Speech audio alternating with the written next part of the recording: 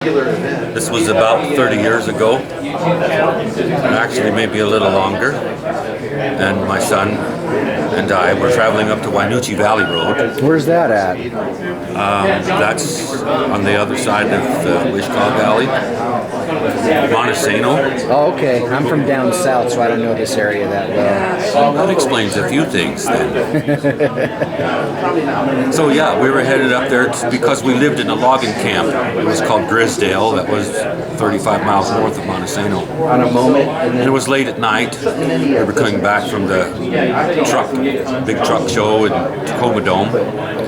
We were going up the road, and we were quiet, just driving, and something big went across the road in front of us to where I had to lift my foot off the throttle, thinking I might need to put on the brakes. Except it was moving fast enough that I didn't actually have to slow down. And there were eyes on it that reflected the headlights red, like you might on a flash from a human. It wasn't green like a deer, but it moved so fast and turned to look in the headlights and then was gone off the side of the road. And it was a bit of a surprise to me because I'd worked up there for many, many years, and I've traveled that road many, many times, and as far into the Olympics as you could go up to the park, I worked there every day, and I've never seen anything like that. Tall, taller than an elk. And I was a little surprised, and I sat there and I said to my son, "Did you see that?" And he said, "Yes." Then he said, "What was that?" I said, "I don't know what that was." We never could find it, even to slow down and really to take a look across, but we both saw it. And neither one of us could identify it with it, other than I can tell you that it was substantially taller than an elk and moved across the road fast and turned to look at me, and I saw the reflection of red in its eyes. And that was perhaps maybe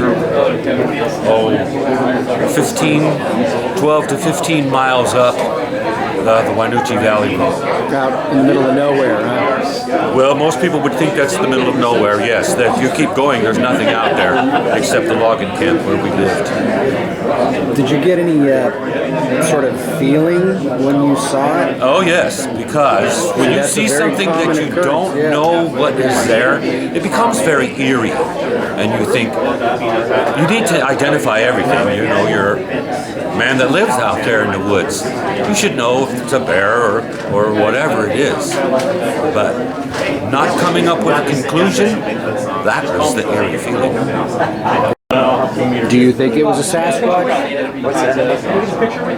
I'm skeptical to answer that, but if there is such a thing as a Sasquatch, that's the closest thing to it that I've ever seen. And when I go up that road now, because I still do, I keep thinking about that as I go by that spot, wondering, will I see it again? But I have an idea now more what I'd be looking for than the surprise that I saw 30-some years ago.